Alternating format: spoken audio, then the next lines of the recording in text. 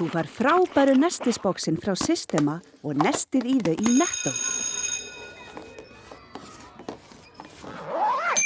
Netto, kræsingar og kostakjör.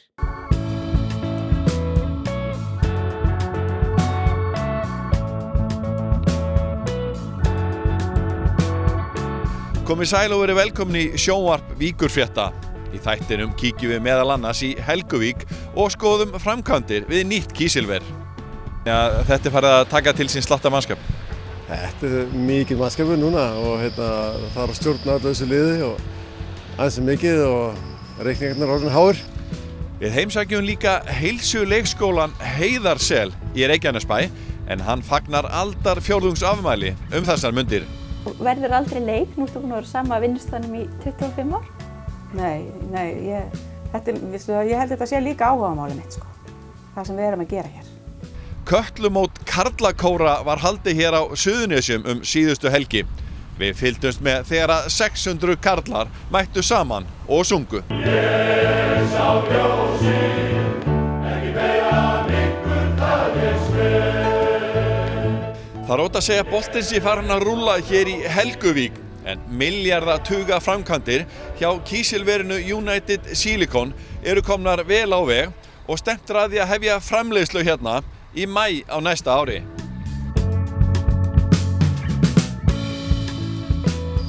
Magnús, það er allt í gangi hérna hjá ykkur í United í Helguvík. Hvernig er staðan á verkinu núna?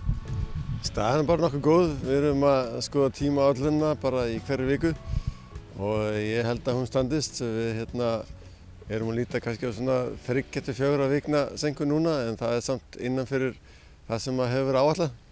Og hvernig er áætlunin? Við ætlum að byrja í maí næsta ár og áætlunin er að loka öllum húsunum fyrir jól svo við fáum ekki þessa stóru storma í janúar inn í opin húsin, svo það er áætlun.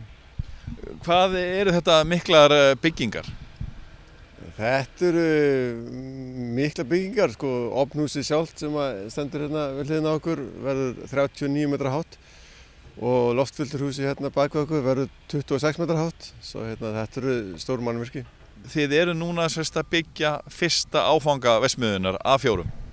Ja, þetta er fyrsti áfangi af 4 og hinir ofnarnir koma bara í beinu framhaldi af ofn nummer 1 og verða allir niður á lóðinni hérna niðri, svo það passar mjög vel svona rekstrarlega séð. Hvað eru margir að starfa við þessar framkvæmdir núna? Akkurat í síðustu viku urðum við 105 verkamenn og það er ekki talið með stjórnunina, allir verkfræðingarnir og þannig þá voru orðin 125.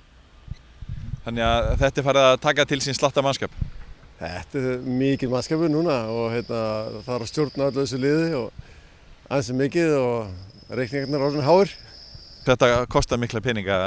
Hvað segir veskið þitt með þetta allt saman? Já, nú eru virkilega komnir margir á stað í einu og reiknaðir mánaðarlega eru komnir yfir 200 milljónir á mánuði og all verksmiðjan mun lenda í 75 milljónir eurur bara fyrir fyrsta ofnin. Það er svona, eftir hvenær maður tekur gengið á eurunni, þá er þetta 12 milljarðar íslensku krónur.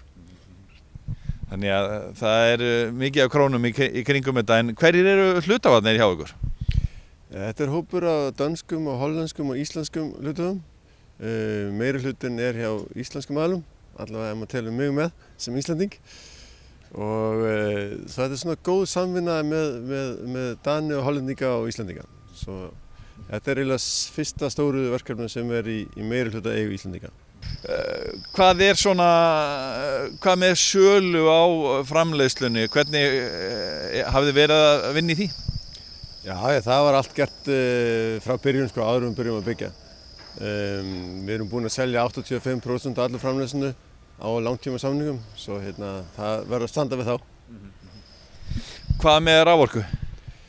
Það er núna raforka bara fyrir ofn nummer 1 en við óskumst eftir því að fá raforku líka í beinu framhaldi á ofn nummer 2 svo getum byrjað honum svona 2 árum eftir ofn nummer 1.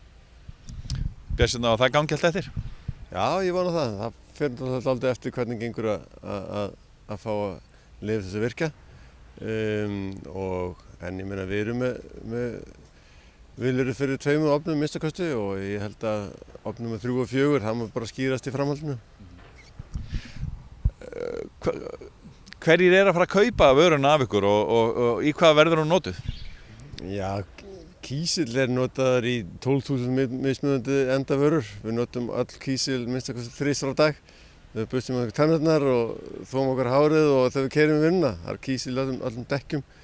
Annars fer þetta mest í álframleiðslu og í efnaiðnað, kísill, svona kítiefni og svo náttúrulega vextmarkaðurinn mest, það eru sólarrafhlöðurnar.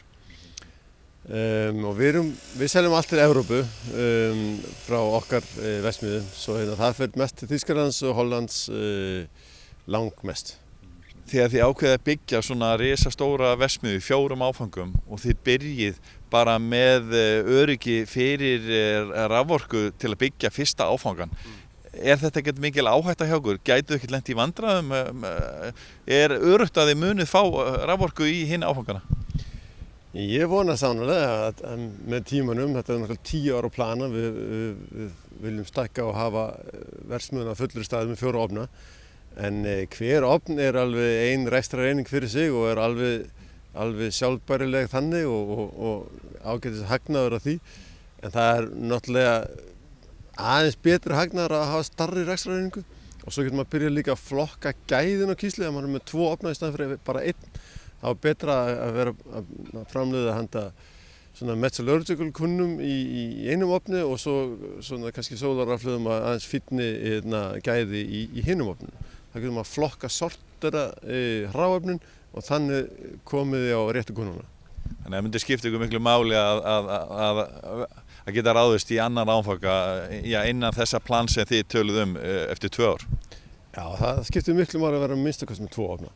Og svo þurfum við náttúrulega ekki að kaupa landið aftur og búa til allan jarðveginn tilbúinn og það er svona ýmsar hagræðingar í gangi með ofn númer 2. Svo ofn númer 2 verður töluvert ódýrari en ofn númer 1. Hvað að tala að verði margir starfsmenn miðað við bara fyrsta áfanga? Við verðum 65 starfsmenn með fyrsta áfanga og svo náttúrulega skalast þetta upp þegar við stækkum með fleiri ofnum og þá mun bæta svona 50 starfsmenn við hverjan ofn sem bætist ofan á.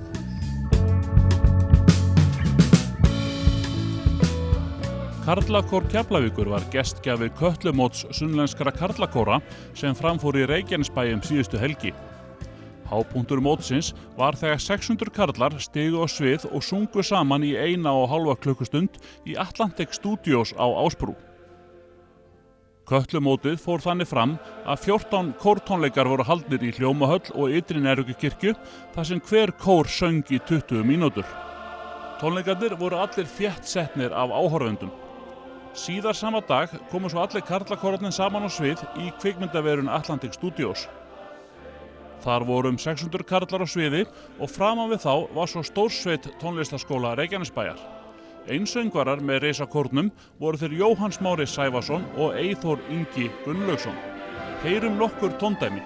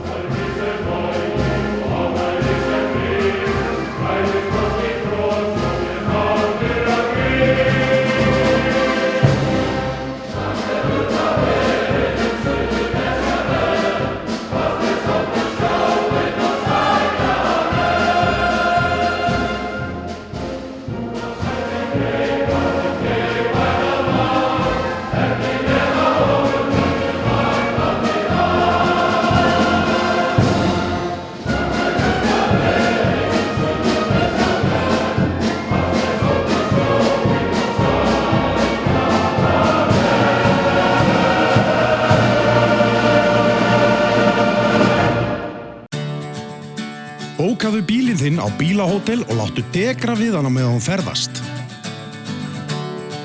Bílinn bíður þín svo tandur heill við heimkomu, beint fyrir utan. Bílahótel.is.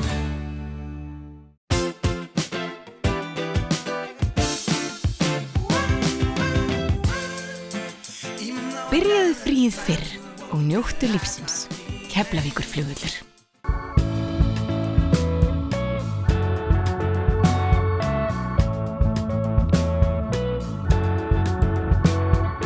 Það hefur verið mikill uppgangur í leikskólastarfi í Reykjanesbæ á undanförnum árum og við kíkjum við hjá leikskólanum Heiðarseli sem fagnar aldarfjórðungsafmæli þessar mundir. Dagný Hulda Erlendsdóttir er nýr liðsmaður Víkurfrétta og hún kíkti með Hilmari Braga í Heiðarsel.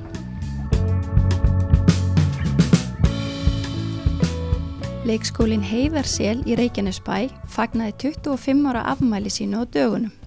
Í starfi skólans er lögð rík áhersla á læsi allt frá því börn hefja skólagöngu við 2 ára aldur. Mikill meirihluti barna á Heiðarseli er orðin læs við lok leikskólagöngunar. Skólinn hefur átt við láni að fagna að þar er kjarni starfsfólks sem hefur starfað þar lengi. Ein þeirra er Ólöf Sigurós Gestsdóttir sem hóf störf á Heiðarseli þegar skólinn opnaði árið 1990. Þá var Ólöf leiðbeinandi en síðar lauk hún námi í leikskólakennarafræðum. Nú ert þú búin að starfa hér á heilsuleikskólanum Heiðarseli í 25 ár. Já. Hefur starfi breyst mikið frá því upphafi? Já, það hefur breyst svolítið. Fyrst náttúrulega dvöldu börnin bara í 4 til 6 tíma og byrjuðu seinna, þau voru ofta orðin 3 ára þegar þau komu og það kom ekkert öll börnin á leikskóla þá. Í dag koma nánast öll börn, þau koma bara 2 ára til okkar. Og starfið náttúrulega með löggjöfinni 94 þá náttúrulega skólastig er viðurkennt fyrsta skólastigið. Þá við erum alltaf að þróa okkur og bæta okkur. Og við gerðumst heilsuleikskóla 2004 og vinnum samkvæmt því. Og við vorum jafnvel ekki að vinna nema hálfan daginn, það voru ekki allir að vinna allan daginn, við sumir vinna hálfan daginn og skólinn var tvísetinn. Þannig að börnin fóru heim 12 eða 2 og það komu önnur klukkan 1. Já, þetta er væntanlega ekki stakk í dag? Nei, í dag dvelja nánast öll börn í 8 tíma. Og koma bara árið sem þau verða 2 ára inn. En hvernig er með börnin í dag? Eru þau á eitthvað nátt öðruvísi en börnin voru þá? Nei, þau eru ekkert öðruvísi. Þau eru alltaf jafn einlæg og alltaf námsfús og alltaf gaman. Okkur gefst náttúrulega miklu meira tækifæri að vinna með þeim núna og allt í gegnum leik af því þau dvelja í 8 tíma hjá okkur. Bara mjög skemmtilegt. Það var alltaf verið að vinna eitthvað, lesa og gera margt skemmtilegt en nú höfum við meiri tíma. Hvað er svona það sem er mest gefandi við starfið? Að vinna með börnunum og kynnast frábærum foreldrum og öllu samstarfsfólkinu. Bara alltaf gaman hérna. Og verður aldrei leið? Nú ertu búin að vera sama vinnustaðnum í 25 ár? Nei, ég held þetta sé líka áhugamáli mitt sko. Það sem við erum að gera hér. Heiðarsel er heilsuleikskóli og hefur matráður skólans Sigríður Hrönn Guðmundsdóttir séð matseldina þar frá stofnun eða í aldarfjórðung. Hver eru svona helstu breytingarna sem hafa orðið á matselinum á Heiðarseli á þessum 25 árum? Það er náttúrulega að við tókum út allar unnar kjötvörur. Við gerðum það bara mjög fljótlega. Við byrjum þetta 90. Þegar við ekki tekið svona út 93 þá byrjum við að taka út bjúgur og kjötfossi og allt þetta og erum búin að vera með það þá bara svona hollan heimilismat. Við erum ekkert að fara neitt svona ýktar leiðir. Það er bara íslenska kjötsúpan, kjöt í karrí og hakkospagetti og fiskurinn og svona þessi einfaldi heimilismati sem að bara gengur og sem þeim þykir bara mjög góður. Svo var Heiðarsel heilsuleikskóli árið 2004. Já. Þurftuð að gera mikla breytingar á matselinum þá? Nei, eiginlega ekki. Við bara svona aðeins bara svona fín lögum hann að okkar eins og segja við erum búin að taka út allar þessu unnu kjötvörur og allt þetta. En nei, það þurfti lítið að breyta. En eru einhverjir réttir sem eru alltaf vinsælir hjá krökkunum? Grjónagrauturinn er mjög vinsæll og það er alltaf beðið mann þó hann að vera eitthvað sem síðustu viku þá hvenær er grjónagrautur? eins og, já, bara öll þessi ár þá hefur hann verið svona toppurinn. Enda, já, samt eru bara ótrúlega duglega að borða allan mat. Bara ef hann nógu einfaldur og bragðgóður þá rennur hann ljúft. Svona sísti maturinn það kannski lifur. Já. Það ekki vinsælt, en við höldum hann samt inni. Við höfum það 2 svar yfir veturinn. Og höldum í allar hefði hangikjöt og þorramat og þessum alveg upp á það. Leifum að smakka, þó við kannski borðum ekki mikið en alltaf smakkar. Nú oft verið að reyna að halda kostnað í lágmarki. Er mikil áskorun að bjóða upp á hollan mat á sama tíma og reyna að spara? Já, við höfum alltaf þurft að horfa í peninginu og halda vel utan hann. En eins og segja, við erum ekkert að fara neina íkta leiðir, við bara erum með þetta alltaf saman íslenska mat. Það fiskur 2-3 í viku, soðinn alltaf einu sinni, þá ýmist steiktur fiskur, fiskbúðingur, bollur og það hakk og við höfum matarmikla súpur og píta með kjúkling, það vinsælt líka mjög og við höfum pizzu, svona kannski 6-7 vikna fresti. En alltaf svona kjöt 2 svar, fiskur 2-3 svar og svo spónamatur, matarmikill þá.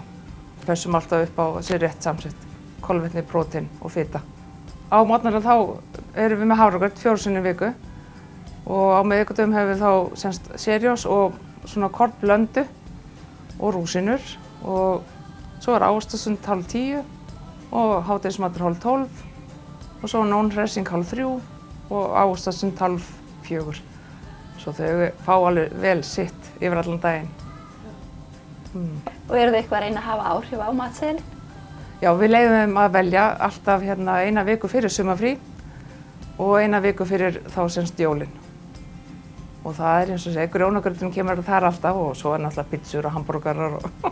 Já, og þið látið þetta eftir? Já, en náttúrulega með hollu ívafi. Alveg. Það var líka að leyfa þeim að hafa svona pínu val þarna.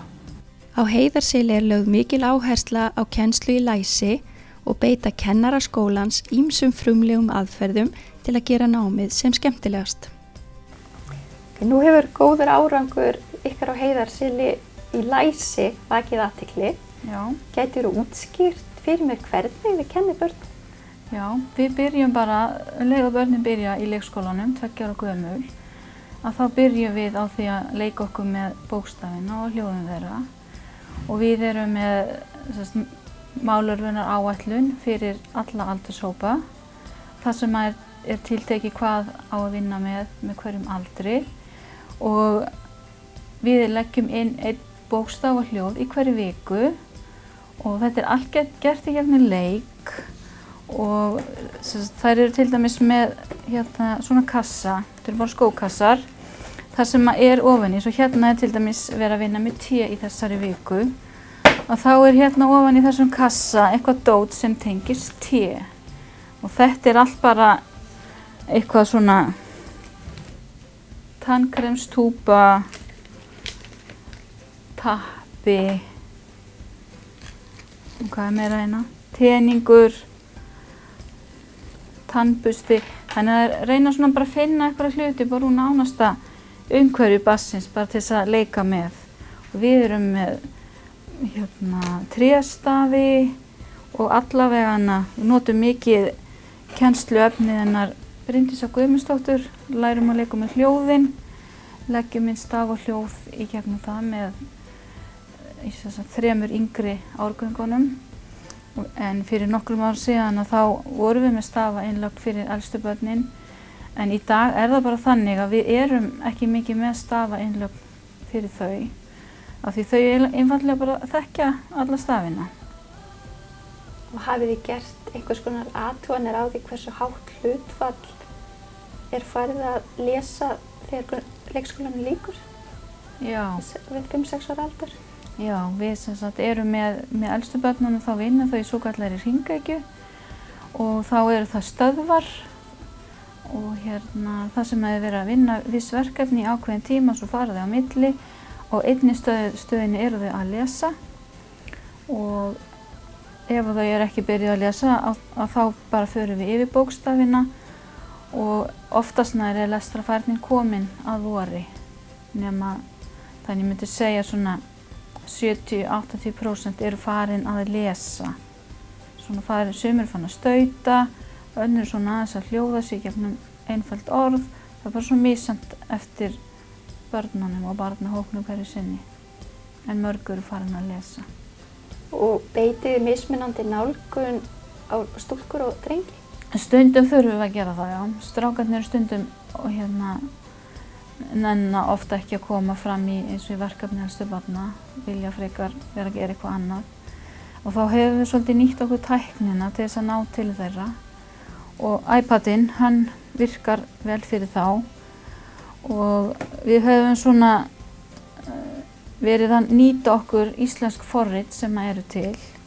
Og við lærum að leika með hljóðin. Og í fyrra kom hoppi út.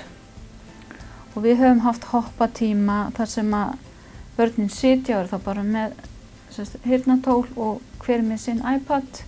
Sko, við notum tæknina mikið í dag og börnin eru fljóta að tileinka sér það.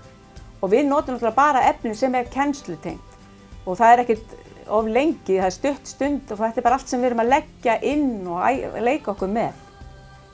Við erum með iPada hérna og það er bara mjög skemmtilegt sko. Það var náttúrulega ekki gamla dag. Börn tileinka sér bara allt sem er á hverjum tíma fyrir sig. Árið 2011 skrifuðu allir skólastjórnendur leik- og grunnskóla Reykjanesbæjar, Sandgerðisbæjar og Garðs undir samstarfsyfirlýsingu þess efnis að efla læsi á öllum skólastigum. Síðan þá hefur með markvissum hætti verið unnið að læsi innan leikskóla þessara bæjarfélaga með góðum árangri. Reglulega koma hópar til Reykjanesbæjar til að kynna sér hvernig skólar þar hafa eflt kennslu í læsi. Kristín Helgadóttir er leikskólafulltrúi Reykjanesbæjar. Gætirðu útskýrt fyrir mér í hverju framtíðarsýn Reykjanesbæjar í læsismálum felst?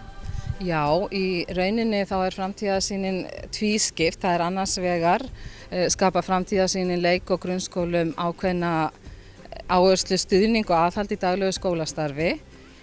En hver skóli fara að halda sínum sérkennum og eigin aðferði til þess að mæta markmiðum framtíðarsýnarinnar. Hins vegar veitir framtíðarsýnin verklag sem hefur bein áhrif á skólastarfið. Í framtíðarsýnin er lögð áhersla á að þau tækifæri sem gefast á fyrstu árum barnanna í skólakerfinu. Börn eru svo móttækileg á þessum aldri þegar þau eru á fyrstu æviárunum sínum og áhuga sem að nema og mikilvægt að nýta þennan tíma vel og þennan áhuga barnanna. Og þarna erum við að efla áhuga barna á læsi og að lesa í umhverfi sitt og vinna með málþroska og efla og örva í hugtakaskilning og tjáningu. Markviss kennsla og þjálfun í læsi og stærðfræði hefst strax þegar börn byrja í leikskóla. Kennslan og þjálfunin fer fram með aðferðum og áherslum hvers leikskóla með námi gegnum leikinn en markmiðið er að undirbúa börnin vel undir lífið. Nú hefur árangur af læsisátakinu vakið athygli út fyrir bæinn. Er það ekki viðurkenning fyrir ykkur? Jú, það er mikil viðurkenning að hversu mikla athygli þetta hefur fengið víða landið og við höfum fengið mjög mikið af skólum víðsvegar af landinu til að koma og kynna sér það hvað við erum að gera varðandi læsismál og þetta samstarf sem að leikskólar og grunnskólar hér í bænum hafa verið að vinna í þessari framtíðarsýn. Þetta var sem sagt viljayfirlýsing sem allir skólastjórnendur í Reykjanesbæ, Garð og Sandgerði skrifuðu undir og það að vinna saman og efla hvern annan og dreifa þekkingu þannig að aðrir geti líka lært af því sem við erum að gera. Þessi samvinna okkar hefur vakið víðsvegar athygli eins og ég sagði áðan og við höfum fengið marga kennarahópa sem hafa haft áhuga að kynna sér starf leikskóla Reykjanesbæjar sem eru mjög fjölbreyttir og ólíkir og eiga svo sannarlega hrós skilið fyrir sitt frábæra starf.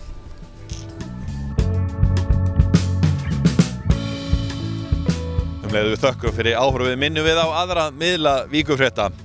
35 ára prentútgáfu, já, blaðið kemur hérna út í hverri viku. Og á Víkurfrétta vefnum er að finna nýtt efni alla daga vikunar. Samar að segja fyrir kylfingana á kylfingur.is. Þið getið einnig séð eldri þætti sjónvarps Víkurfrétta á YouTube-brásun okkar undir heitinu Sjónvarp Víkurfrétta. Við þökkum fyrir okkur, verið sæl.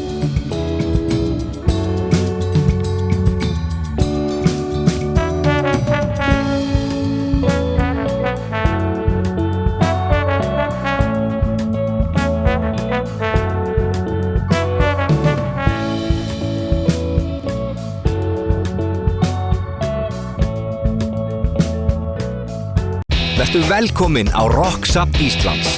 Þar getur þú prófað hljóðblanda, spreytt þig á hljóðfærum, skellt þér í bíó, skoða muni úr rocksögunni og margt fleira. Við tökum vel á móti hópum af öllum stærðum og gerðum.